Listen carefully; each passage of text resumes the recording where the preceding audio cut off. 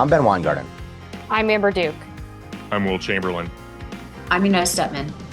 And this is NatCon Squad, where common good and common sense meet. NatCon Squad is produced by the Edmund Burke Foundation, the home for national conservatism. Subscribe now on Apple Podcasts, Stitcher, Spotify, YouTube, or wherever you get your podcasts. Well, as always, we've got a diverse and hopefully captivating array of topics to discuss this week. I'll kick us off by talking about the Trump administration's imposition of a tariff regime, the hysteria surrounding it, and then the return to some new normal that has resulted subsequently. Will is going to talk about a couple of major rulings at the Supreme Court concerning in part both the Tren de Aragua terrorist case as well as temporary restraining orders.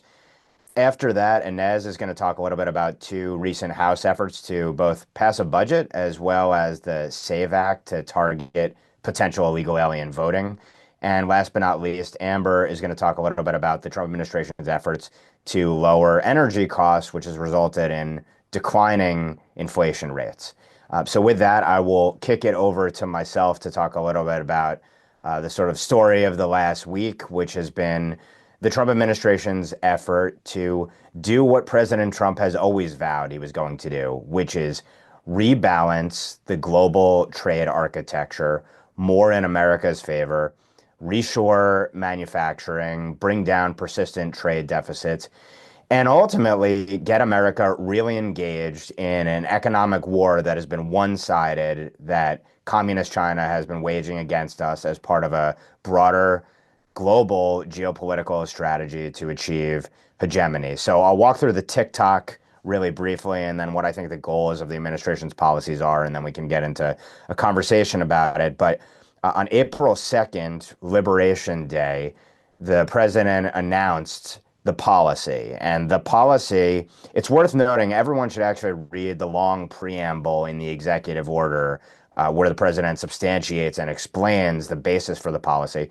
But he said we have a national emergency, and the national emergency, which manifests itself in these massive trade deficits, is essentially that because we have hollowed out our manufacturing and industrial capacity, we face both national security concerns and the inability, for example, to produce the components of essential weaponry, as well as, of course, economic security concerns in a whole slew of sectors due to American outsourcing and America being party to a completely unfair and unfree global trade regime. So in response to that national emergency, the president imposed essentially a blanket 10% reciprocal tariff on a slew of trade partners, dozens of them, as well as a schedule of, in some cases, significantly higher reciprocal tariffs in a bid to rebalance the global trade architecture.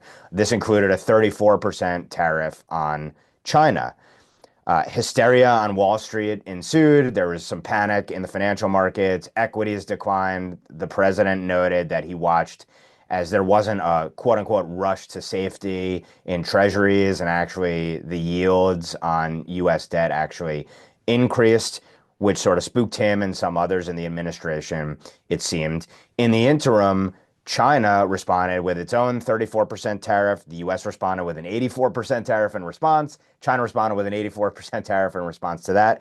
And then yesterday, which I believe based on the original order was the day, April 9th, that the broader tariffs of well above 10% in many cases were to be imposed on these other countries. The president announced a 90-day pause on them. And he said in quote in the executive order amending this or pausing this regime, more than 75 countries have approached the United States to address the lack of trade reciprocity in our economic relationships and our resulting national and economic security concerns. This is a significant step by these countries toward remedying non-reciprocal trade arrangements. And here's the critical part: and aligning sufficiently with the United States on economic and national security matters. And I think what that tells you is that this is really about putting countries to a choice effectively between the US and China. In announcing the pause on the broader trade tariff regime, but maintaining the 10% tariffs on all countries, for the 90-day period where there's going to be a slew of negotiations, mainly bilateral negotiations. The administration also imposed a whopping 125% tariff on China now. So it's very clear, I think, what's going on here in terms of the goals. One of the goals is, and it's worth noting, of course, then markets rallied massively yesterday. They're down a little bit again today. For my money, I think that the hysteria by Wall Street and in corporate media that hates Donald Trump's guts is self-serving and disingenuous in many cases. To the extent it's genuine, it's really because Wall Street doesn't like the volatility, and nor does much of corporate America. And also, this obviously will cause this tariff regime dislocation in the interim and a need to rapidly shift supply chains and the rebalancing of a global trade architecture built up over decades that has hollowed out America and threatens our long-term viability and national interest. And those who have been the beneficiaries of it in the financial services sector and some in corporate America don't like the fact that there's going to be a rebalance more towards Main Street and more towards the U.S. once again being a self-sufficient and independent nation. So, of course, markets abhor uncertainty and volatility, and that's part of this. But I also think it's disingenuous. They want to maintain the status quo, and they don't want the policies that the American people actually voted on through Donald Trump. But anyway, quickly, in terms of what the goals that I see of this effort are, one of them is to separate the wheat from the chaff in terms of our partners, in terms of who wants to work with America to actually drive down trade barriers, both tariffs and non-tariff barriers, to actually have genuinely free, fair, and open trade. And of course, let's note that this is all in context of a broader slew of pro-growth economic moves in terms of the administration's deregulatory policies, pro-energy policies, tax policies, spending policies, and beyond, all of which themselves should have positive economic effects domestically. It also incentivizes, let me say this first. It also is about reshoring and reasserting, again, American dominance in manufacturing as an economic and national security imperative. A third leg of this is to incentivize partners to essentially decouple from China. And this brings us to the last part, which is that this is about, I think, isolating China and breaking the world trade architecture that has served its grand geopolitical strategy at our expense. So with that, that's what I think are kind of the highlights of what's transpired and where I think the administration is going here. Curious to hear your thoughts in terms of where you think this all shakes out and what the ultimate goals are. Yeah, I think people were wrong, obviously, to panic. I think if we've learned anything from the past 6 years, 10 years almost, I guess, actually, this is how Trump negotiates. He makes a wild demand or a wild aggressive move and then creates room for negotiation to get people to come to him and creates better space for a deal. Uh, you know, I was among the people who thought that the original tariffs, if they had stuck, would have probably been very destructive to both us and the global economy. But I just didn't think they would stick for any number of reasons. One of them is that President Trump has a number of very intelligent people around him and isn't a stupid person himself. And so wasn't going to allow a tariff regime that destroyed the American economy to remain in place. And certainly not Scott Bessent or Howard Lutnick, both very intelligent people. Scott Bessent seems like a real heavyweight. And then I think the other thing people missed here is that there's also the ability of Congress to take back its tariff power. And, if in a world where a tariff regime really decimates the Republican donor class, those senators would, and the economy more wholly, I don't think those senators would be scared of defying the president and yoinking back tariff authority from him. So there's just never a world where this was going to stick and be a long-term problem. The real question is, we obviously have to have this relocation away from China. These are very, very significant tariffs that are going to be applied to China that are really going to hurt its ability to export. And there will be some necessary restructuring, but at least, now it's very clear what the goal is, what the strategy is of the Trump administration, which is to marginalize China, to punish them for years of exploiting our IP, of, how they handled COVID, and to restructure the global trading economy so people have to actually make a choice between us and China.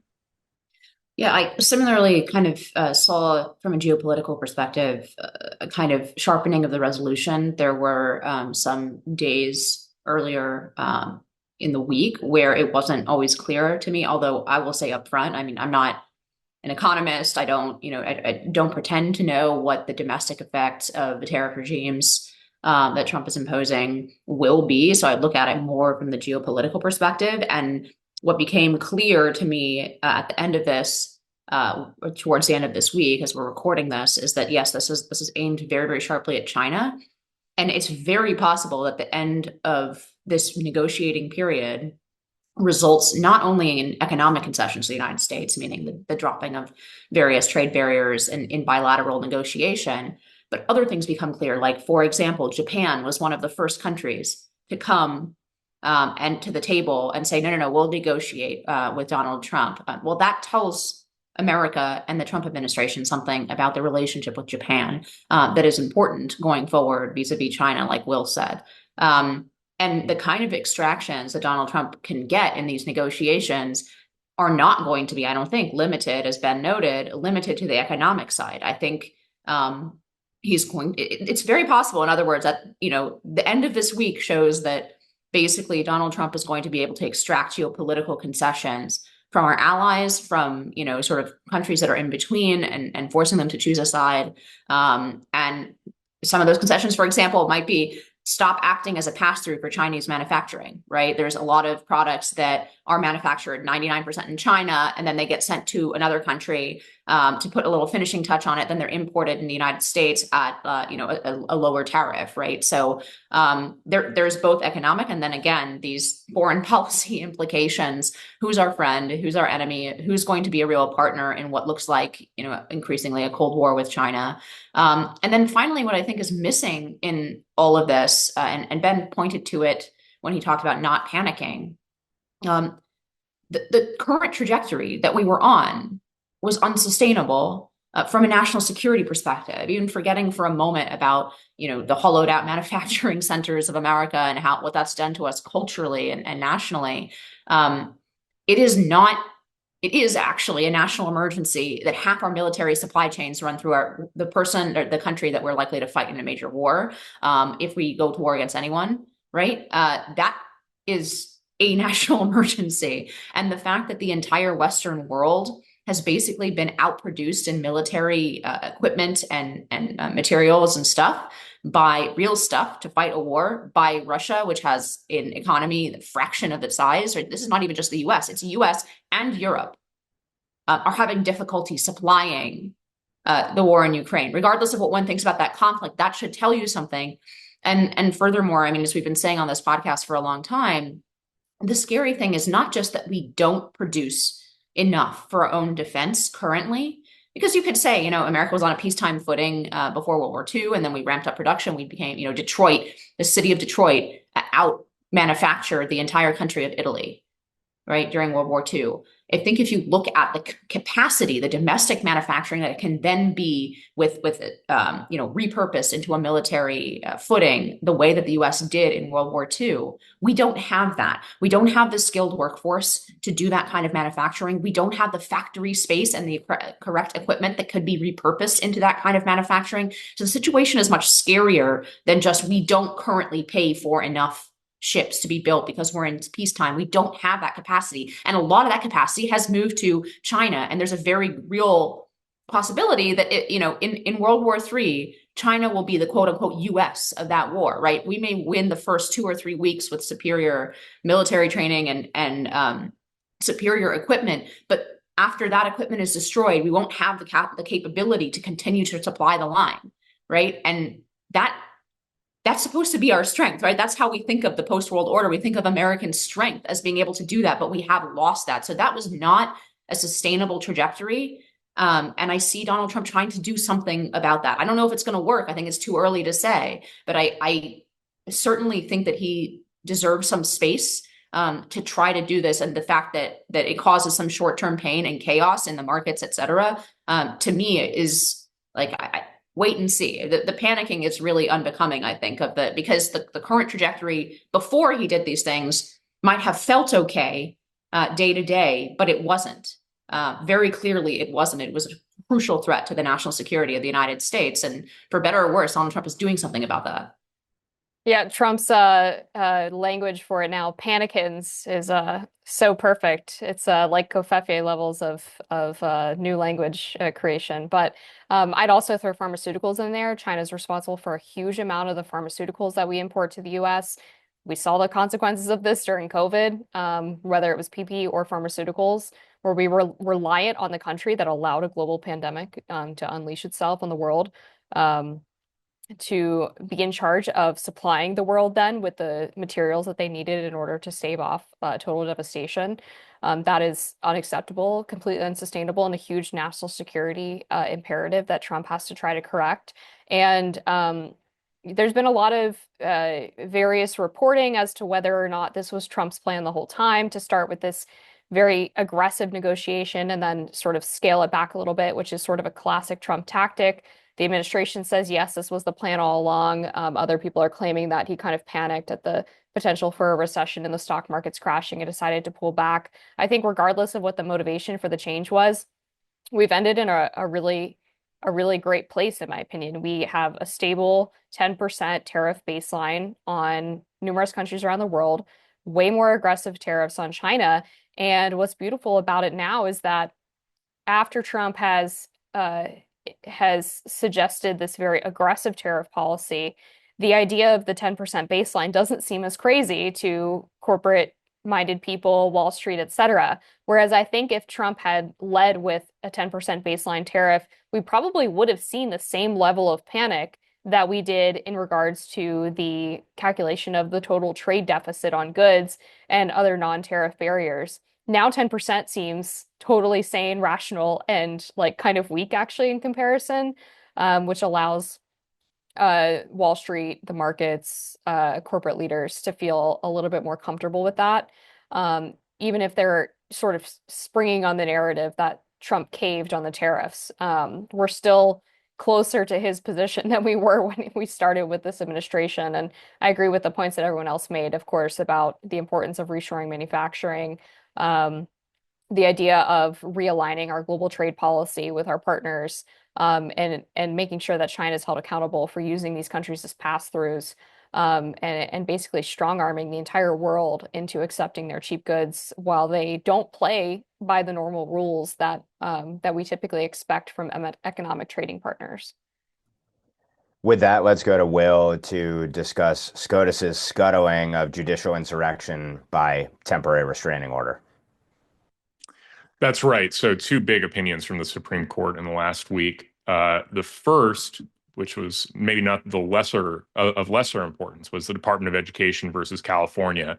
So this was a case where there had been a temporary restraining order, like in other cases where a district judge had ordered a bunch of money to go out the door to various grantees. In this case, I guess it was of the Department of Education, but a hold on them to make sure they still align with the department's priorities. District judge said, no, the money needs to go right out the door on a temporary restraining order. So the opinion did two things that are really important here. The first is it refused to take the description of the order as a temporary restraining order as gospel truth. It said, no, we're going to look under the hood. These are actually preliminary injunctions. And the distinction is important. Normally, temporary restraining orders aren't appealable because they're just designed to fix the status quo in place. And they'll elapse on their own merits in a few weeks. But in order for money to go out the door is a preliminary injunction because it's in order for the government to affirmatively do something, not to keep the status quo going, but to affirmatively do something. Also, given the lack of an appellate bond, it's not clear the money will ever come back. So that's the first big thing. The second thing is it made clear that all these claims by grantees that they ought to have an injunction forcing the government to ship them money it looks like the Supreme Court thinks they're foreclosed because they're effectively suits for money damages, which means they need to go to the Court of Federal Claims. For those who aren't familiar with how it goes when you sue the government for money, when you sue the government actually needs to have given you permission to sue them. Otherwise, the presumption is that they are immune from suit. So almost every time you are able to sue the government for something, be it a civil rights claim or what have you, there's actually a statute where Congress has explicitly granted you the permission to sue in that instance.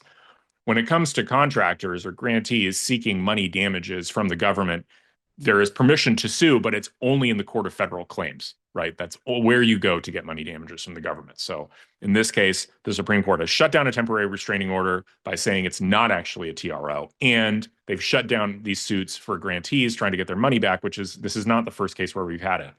And this is a little bit of a reversal because Amy Coney Barrett and John Roberts had first not agreed to stop one of these suits when it came to a bunch of USAID grantees a few weeks back. Amy Coney Barrett has apparently changed her mind here and has flipped onto the side of no, the money, these things need to be stopped. These district judges need to stop money going out the door. The second case is the Tren de Aragua case, where James Boasberg put in a temporary restraining order blocking the use of the Alien Enemies Act to send Venezuelan migrants to El Salvador. The big problem here was, again, they looked under the hood at a temporary restraining order, said, no, this is, we can still appeal. We can still respond to this. This is, effectively a preliminary injunction.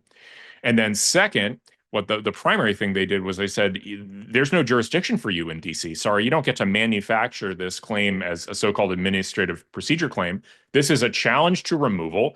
It's a habeas claim. And the key thing about habeas claims is they need to be brought where the person is being detained. So this case needs to actually be brought in Texas.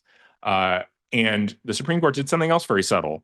They said that people are still entitled to some amount of judicial review to determine that whether or not they are in the class of people that the Alien Enemies Act proclamation applies to. So in this case, you're entitled to make a habeas claim saying, hey, I'm not Tren de Aragua, so this doesn't cover me.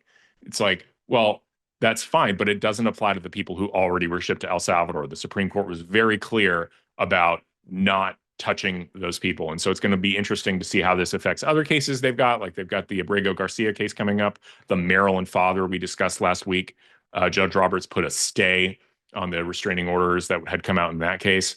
So we'll see where it goes. But I think my big takeaway, and I'll leave the group with this, is my big takeaway is the Supreme Court is finally stepping in. We've had this bizarre procedural posture where because these things were styled as temporary restraining orders and weren't coming up on regular order to the Supreme Court was reluctant to step in. Now it seems like they are actively taking a role in shutting these down. I don't think that the administration has affirmatively truly lost anything yet. And they've chalked up a number of really big W's. So I think that the likely trajectory here is that this constitutional crisis is going to be averted. The Supreme Court understands what's wrong here and will thwart what these out of control district judges are doing. So briefly, I'll say I'm pleasantly surprised that the Supreme Court realized that regular order has to take a back seat to the judiciary burning down itself. But whatever the reasoning, thank God that they are starting to interpret temporary restraining orders as the preliminary injunctions that they are. In the case of the Tren de Aragua ruling, very good to see Judge Boasberg overruled, especially because there's evidence to suggest at least that Roberts has faith and confidence in Boasberg. I think that he tabbed him for the FISA court previously. So presumably they have a pretty good relationship. I'm glad to see him overruled for jurisdiction. I wish they had done the same in the foreign aid case you were talking about with the $2 billion that the DC District Court judge there was trying to force the administration to push out the door. The court should have done the same thing with that TRO, but minimally they should have said, this is a claims court issue. You have no jurisdiction. Nevertheless, I think the real test for the court that's coming up, I think, unless there's going to end up some better test case for this, is going to be in the birthright citizenship cases before the court right now. And there's been action in that docket associated with all three of the cases where the Trump administration is asking the court, really begging the court to rule on universal injunctions in a response to the plaintiffs in that case. This week, the new Solicitor General, John Sauer, basically said the time to act on this is right now. Let's see if the Supreme Court steps up and finally speaks loudly and rightly with respect to overruling the practice of universal injunctions. If they don't, there is movement in Congress on this. The House this week passed I think it's called the No Rogue Rulings Act, which will curtail universal injunctions. And when multiple states, for example, seek a universal injunction, it will put the case before a 3-judge panel. And then there's, I think, pretty much instant appeal either to circuit court or to the Supreme Court. And then there have been hearings held on universal injunctions before both House committees and the Senate Judiciary Committee as well. So stay tuned, I guess, on the legislative action side of things, and let's see if the Supreme Court preempts them and does the right thing. I really only have 3 small bullet points to add to the great analysis from Will and Ben. The first is that in the matter of these contracts and grants that went out, in this case from the Department of Education, but we've seen parallel cases with USAID and so on. Those, I just want to point out for the record, those are mostly non-appropriated, right? In the case of this, it would essentially say that this administration cannot make administrative decisions about where money and grants should go that overrule the administrative decisions of the previous administration. There is no specificity of the legislation in Congress that particularizes any of this, right? They have very, very vague language in the statute. This is the administrative state deciding where these grants have gone, and now Donald Trump is forcing the administrative state, right, to halt those grants and then potentially, maybe eventually send them somewhere else, right? So I just wanted to make that clear that this is not in defiance of Congress, because I've seen some of that nonsense. The second thing is, as I've said a few times on this podcast, and I think correctly in this case, don't always freak out about Amy Coney Barrett. She hates things going out of order on the docket. She hates the emergency docket. There are procedural things that she's very, very concerned about. And so I think on a lot of these fast appeal emergency docket type cases, you might see her make rulings that we don't like before she ever reaches the merits on procedural grounds. And then when those same issues come back before her, she's not as squishy as it seems in the beginning. I think that's probably going to be a pattern with her as a justice going forward. And then finally, on due process, I think this is actually the right balance, right? We've talked the last few weeks about what process is due to people who are illegally in the country or potentially illegally in the country. What process should they have in these deportations? And I think this is basically the right balance, which is they should have the right to say the government has made, to show that the government has made a mistake in the reasons for their deportation, right? So if there are factual errors, and I gave the example last week of 2 John Does, right? You could literally have the wrong person at some point, right?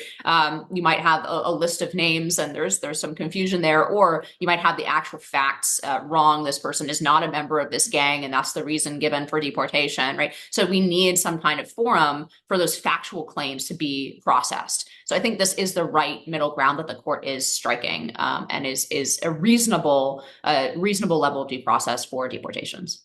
Yeah, I agree with you, Inez, and I don't have much to add on the Supreme Court weighing in, except that it definitely feels like a victory for this podcast because we've been effectively begging them to do so for months now. So very exciting development. I'll just throw in a little bit of details about the case of the MS-13 leader that was captured in Virginia a few weeks ago. I believe we discussed it on the podcast at the time that he was arrested. But the development in that case is that the DOJ is actually moving to drop the charges against him. And before everybody freaks out, the reason they're doing that is because they want to expedite his removal to El Salvador, where he will inevitably end up in this prison that Bukele has stashed all of the gang members and terrorists in. And hilariously, his lawyer is arguing for the DOJ to delay dropping the charges because he does not want to end up in this prison. So it's really funny. I mean, there's been a few headlines about it, essentially accusing the DOJ of capitulating because they don't really understand what's happening. But basically, I mean, people cannot be deported while they have pending charges against them. And what the DOJ is trying to do here is prevent the American taxpayers from footing the cost for what would probably be a pretty lengthy trial process of having to pay for however many years he's in an American prison. And instead, he will go into the El Salvador prison, Senco, for under the deal we currently have with Bukele.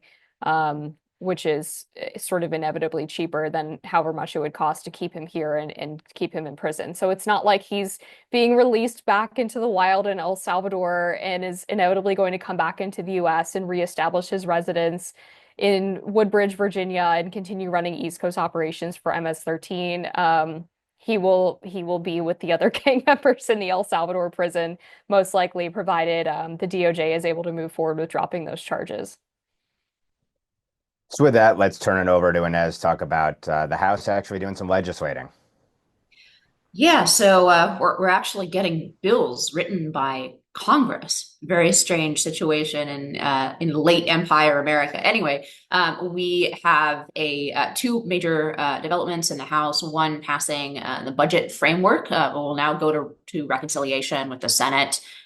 There were some conservative holdouts, so there were concessions extracted from the Senate in terms of the depth of the cuts. We'll see if those actually materialize in reconciliation, but that's the next step. They're going to go to reconciliation, and the interesting thing to me is that Donald Trump was very, very involved in these negotiations, and probably resulted in, sort of being able to bring Republicans together in the House to go ahead and pass this.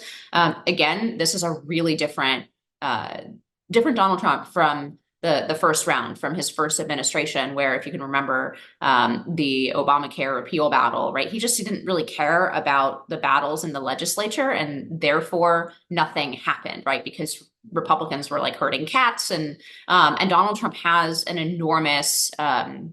At one point, I think on this podcast, I suggested he should be the interim speaker, right? Because the speaker, before he ran and won the presidency back, because the speaker can be from outside the House of Representatives. But he is the only person who can actually align Republican policy and get Republicans to vote, like not universally, not completely. There are still, holdouts on almost everything, but he's the person who has the most political power to be able to align the Republican Party. And he's now actively engaged in legislative negotiation, which I think is interesting. One more thing about the budget. That not only interests me, I hope not only interests me, but especially interests me, is that part of the negotiation that is going to be happening in reconciliation, one of the things that Republicans will be negotiating for is a 14% endowment tax. It's not the 30% that I wanted, but there is an endowment tax that's on the table in reconciliation negotiations. So I will be keeping an eye on that. The other thing that the House passed is the SAVE Act, which is really, really common sense, right? Requires proof of citizenship for voter registration. This is something that is very popular in polls. It's a kind of basic thing. Democrats, of course, are hysterical about it. And the particular way in which that they are arguing against it is they're saying that married women are not going to be able to vote because their documentation doesn't match their birth certificate name, ignoring the fact that this is a problem with everything in your life, right? When you change your name, and this is something that married women have dealt with in every other facet of their lives. There's also the exact rule on the books, same kind of law on the books in Arizona, and there's not a single documented instance of this happening, of a married woman being unable to vote because she has changed her name. So it's just like a completely fabricated idea on the part of the left, but it does make for a fun headline. So with that, I'll throw it out to the rest of you guys. Like, how do you feel about the current budget framework? Do you think the cuts are reasonable? Of course, the two holdouts, I think, were Thomas Massey and Victoria Sparks of Indiana. So two Republican voters votes still in the camp of this was not enough cuts. The framework does not provide enough cuts. So about Donald Trump entering the negotiations, about the SAVE Act, about married women voting and what a pain in the rear it is to change your name administratively. Any of those topics, go. I will grab the married women one because I know this all too well, having just recently gone through the process. But the idea that this would somehow make it possible for them to be denied the right to vote is obviously silly. I mean, the typical process you would go through is you get the new Social Security card. Then you would get the new passport. Then you do your driver's license. And of course, when you update your driver's license, you are given the option in many states to automatically then change your voter registration or register for the first time if you haven't already. So you would have citizenship documents through the Social Security card or the passport or whatever it is to prove that you are eligible to vote. So this is obviously a non-issue.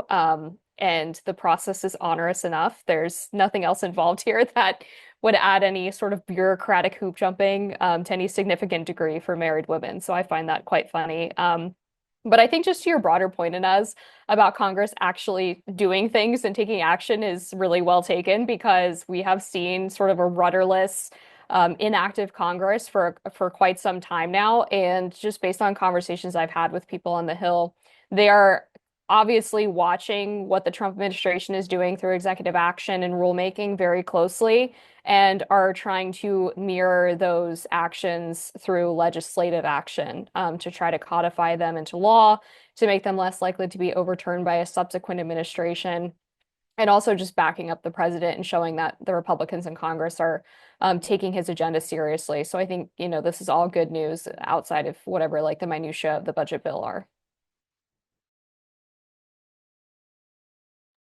Yeah, I think it's very, very good that the administration, and in particular the House, it's another example of the House being able to get it together as a party, and Mike Johnson being able to keep the caucus together and pass something without any Democrat help. I've said this before, I think that's the big thing that the House needs to worry about. We do not want to be in a position where we're having to negotiate with Democrats to do basic things. We want to actually use a very slim House majority to accomplish stuff. And the outcomes are always going to be worse if we have to negotiate. So I think I give Mike Johnson a lot of credit. I give the Freedom Caucus a lot of credit because historically and in the past, they've been very rambunctious and reluctant to go along with what leadership wants. I'm just happy to see that they're all cooperating and working together because I think that's ultimately going to lead to a lot better conservative outcomes in the long run. Yeah, I think the politics of the passage of the budget is very bullish for what Congress might be able to do in really a less than 2 year window to try and codify this agenda and not knowing what's going to happen in the midterms, obviously. I will comment on the SAVE Act to say this is a landmark piece of legislation, even though it's so common sense that you should have to provide basic documentation of citizenship to be able to vote. We know that non-citizens, including illegal aliens, have been on voter rolls. We know that some percentage of them have voted, and we've had a massive invasion over the last 4 years. We also know that when states tried to clean their voter rolls, not in the prescribed period, according to the way that courts have interpreted the law, they've gotten smacked down for trying to even clean their voter rolls in the run-up to an election. So this legislation makes inordinate sense. The fact that 200 plus Democrats basically said we can't take measures to ensure illegal aliens can't vote in our elections is very telling. Now let's see if the Senate can pass this as well. Again, it shouldn't need to be done. It's a sign of the times that it has to be done, and it's a boon to the country, I think, that the House was able to pass this bill. So again, let's see what happens on the Senate side. And lastly, with that, I guess we'll turn over to Amber to talk a little bit about what's gone on in energy markets and the consequences for inflation. So on the energy deregulation front, this month we got the new CPI numbers and inflation numbers from March, and we've seen inflation cooling quite a bit. But even more importantly, the CPI actually fell by 0.1% in March. Which is the first time that we've actually seen a decrease in prices in like 3 years. So this is really good news. It's another campaign promise that Trump made, obviously. He said he would lower prices on day one. Didn't quite lower them on day one, but we did see egg prices and gas prices fall pretty quickly. And then the CPI in general has fallen in the past month. And I think a lot of people believe that while we might get inflation under control, that the idea of prices actually going down was sort of a pipe dream. And the big reason for prices falling last month is one, to a certain degree, food prices, but mainly energy prices. So according to the recent report, energy prices fell 2.4%, and gas prices fell 6.3%. And we have seen a lot of aggressive executive action from the Trump administration to decrease energy prices through energy deregulation. They have tried to expand liquefied natural gas exports, have opened up the ability to actually to develop liquefied natural gas in the United States after it was previously effectively banned under the Biden administration. We've seen them talk about creating an LNG pipeline in Alaska that would allow faster exports of that. And we have seen this week Trump signing an executive order to expand coal mining. It used to be a significant portion of where Americans got their energy, like 50% or so. Now it's down to, I think, 25%. So he is bringing back expansive coal mining, which I think is absolutely great news, not just for the United States, but certainly for a lot of areas in the Appalachian mountain range that really relied on the coal industry for a long time and have sort of struggled to figure out how to replace that key industry. You'll often hear from the left, well, only X number of people actually mine coal, but the industry itself has significant amount of jobs attached to the coal industry outside of just mining that are hugely important for some of these communities in places like West Virginia and Kentucky. We've seen him sign other executive orders related to deregulation of power plants, the coal and gas industry, oil and gas industry, and steam power related regulations. So really just a lot of good news on the energy front. And I will just throw in one final piece on this before I let the group weigh in, that Trump has done one of the things that I have been begging for the past 4 years, which I'm so excited about, which is he has undone the Biden era regulation limiting water pressure on shower heads. Thank you, Trump. I agree. My beautiful hair needs the good water pressure for my shower. These regulations on appliances for Americans have been like the bane of my existence for the past 4 years, whether it's toilet water pressure, shower water pressure, the amount of water that your washing machine is allowed to use, the heat settings on your dryer, all of these things I dub them like life simple pleasures, making appliances more efficient. Dishwashers is another big one. These were all incredibly idiotic. It was a sort of the perfect demonstration of the illogical the illogic behind green energy regulations, which is they think that making things less efficient and harder for people to use through the means of saving water or saving energy or whatever it is, actually use more energy because you have to take a longer shower if your water pressure is lower, or you have to flush the toilet multiple times to make sure that all the waste goes down it, and then you end up using more water anyway. So it's just completely idiotic and annoying for the average American. And if you're someone who is like working class, you don't have time for your dishwasher to take 3 or 4 hours to clean your dishes. I mean, particularly if you have kids, I can imagine you're doing a lot of dishes, a lot of laundry. The faster that you can get that done, the more time you have for other things like actually spending time with your children or going to work or whatever it is. So I know it might not seem like a huge deal that Trump has undone the shower water pressure regulations, but I think in totality, when you look at all of the appliances that Biden really tried to manhandle, this is actually incredibly exciting and something that ordinary Americans really love, and is such a great message for people to understand the importance of energy deregulation, outside of the prices coming down. When you see a difference in like the new washing machine that you buy, and you see that you can actually do a long soak cycle, or your clothes get clean after 30 minutes instead of 60 minutes. Like that's a tangible thing that Americans get to enjoy their everyday life. And I think the administration should be absolutely hammering this message. I completely agree about all the annoyance of, I mean, the great, my parents are immigrants from Poland, and if there's anything that Americans are identified with in the world, it's having big suburban houses with lots of like ease making appliances and getting those dishes shiny clean, and it really was like a degradation of the American dream in like a small but like very tangible way for people. And I also find them extremely annoying, so I'm glad about that. So, I mean, I don't know. I agree with everything else that Amber said. I mean, it's also something that we're you see consistently that just that's a small aspect of it, but like you see consistently that Trump is not only focused on the tariff side of the economic equation, right? That there, and I think Ben mentioned this in our opening segment, but there are a lot of other things that Donald Trump is doing that are going to add jet fuel to the economy, right? So dropping prices of energy, creating an American energy market, domestic energy market that's bigger, like that fuels, lower prices for everything. And just, we're looking at the tax cuts, of course, that are in that budget that I mentioned in the previous segment. And so there's all these other things that Donald Trump is doing that are very traditional Republican Reagan economics things, tax cuts, deregulation,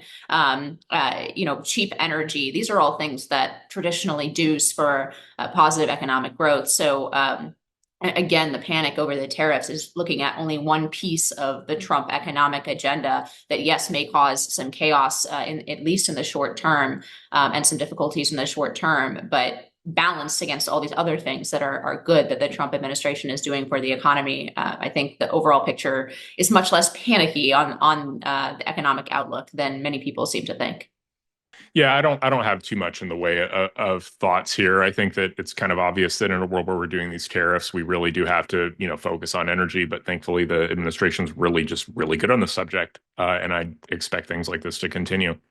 It's also worth noting the White House put out this zero-based regulation executive order yesterday, which is also going to presumably have very positive effects to the extent faithfully implemented. So I think, and I'd go to just a very basic and fundamental thought tying back to the first segment, which is that tariffs do not occur in isolation. And obviously, this is a dance, and Liberation Day was sort of the opening bid of the administration.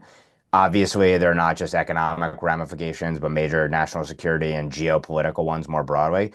But economies are inherently incredibly dynamic. And as we've discussed here, there's regulatory policy, there's tax policy, there's spending policy, there's the energy policy itself, which is maybe preeminent among all others in determining economic direction ultimately. And you're dealing with, of course, dynamic bilateral negotiations. And then basically all of the people acting hysterically and panicking over a very short period of time when financial markets have essentially been ripping for years, in no small part, by the way, through inflationary policies that themselves might mean that the markets were way overpriced relative to where they should have been. But in an economy, and when you're trying to model out something like this, you're talking about literally hundreds of billions of independent decisions that are going to have impacts that are impossible to model out and project out. So I think it's a fool's errand to try and predict how all of this shakes out. But I will say this, betting against Trump has been a losing bet repeatedly for those on the other side. So I do think that is one thing worth keeping in mind. But I think we have to see how the negotiations shake out before we render judgment. And again, myriad domestic policies that the administration is pursuing on the economic side should all be massively advantageous to the American economy. So with that, I guess we can turn it over to parting shots, and to avoid any awkward pause here and indecision among the panel, I'll kick us off by just mentioning a couple events that I was involved with in recent weeks and tying them into a news item, I think a salient news item. So the last couple of Tuesdays, I testified before varying committees, Senate Judiciary Subcommittee on the Constitution, chaired by Senator Eric Schmidt, where the subject was sort of the non-governmental players in the censorship industrial complex.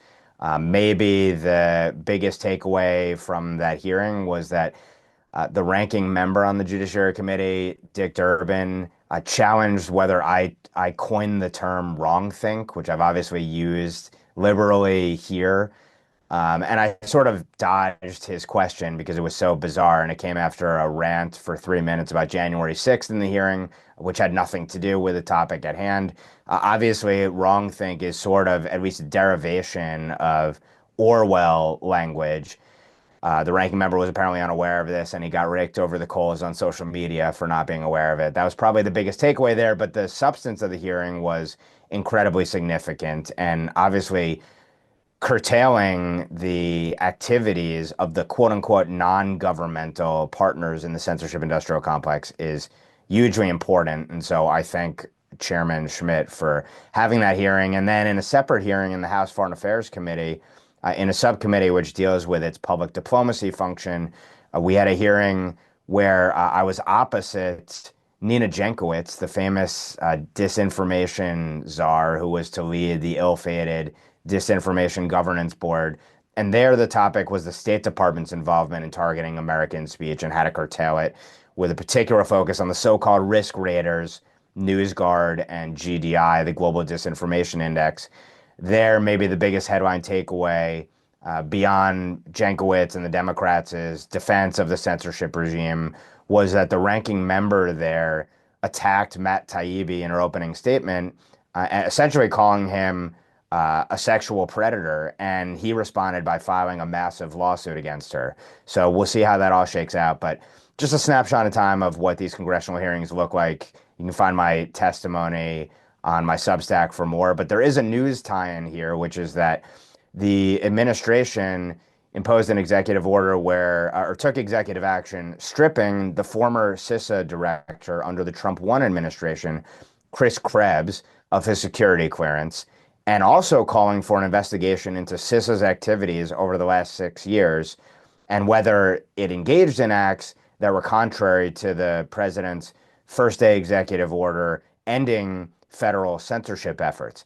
This is hugely significant because CISA is the nerve center, was the nerve center of federal government-led speech policing. I testified about that topic back in May 2023 before the House Homeland Security Subcommittee. CISA, of course, was responsible for coordinating with and helping originate some of the key non-governmental players in surveilling and censoring speech around elections in the 2020 election, where harmless tweets from many of our friends were targeted in this censorship dragnet, a censorship dragnet that federal authorities participated in and then they helped build up via the Election Integrity Partnership. So kudos to the administration for scrutinizing CISA, and let's see what the findings look like.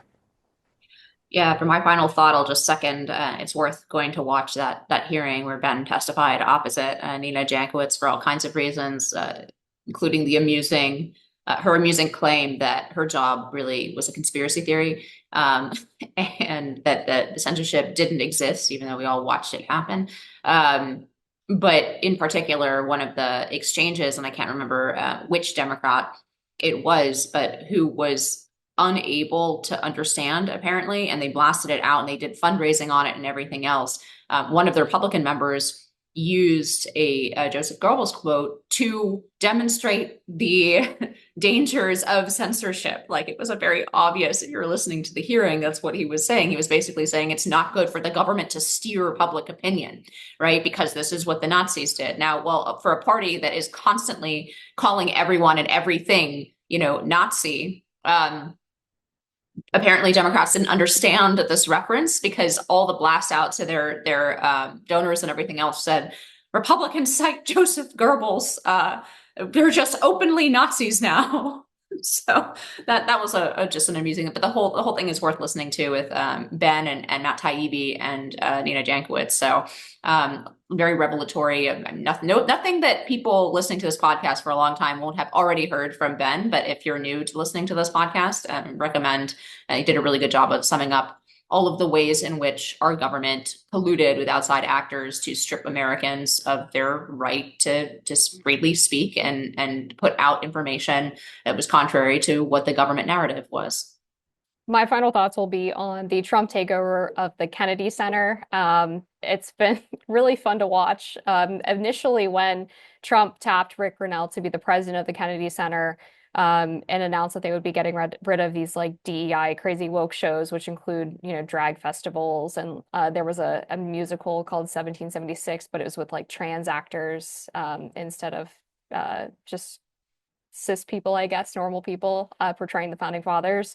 They scrubbed their website of all of those events and programs as Rick Grinnell was coming in.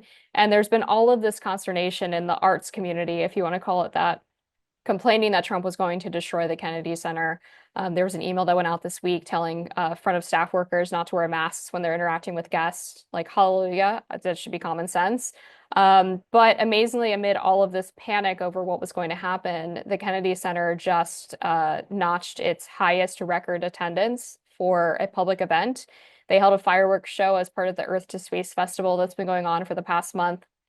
And they had 11,000 people on the balcony of the Kennedy Center to watch an AI modeled fireworks show. And the pictures of it, which we published on the Daily Caller, are incredible. I'm actually upset that I missed this because it was insanely beautiful.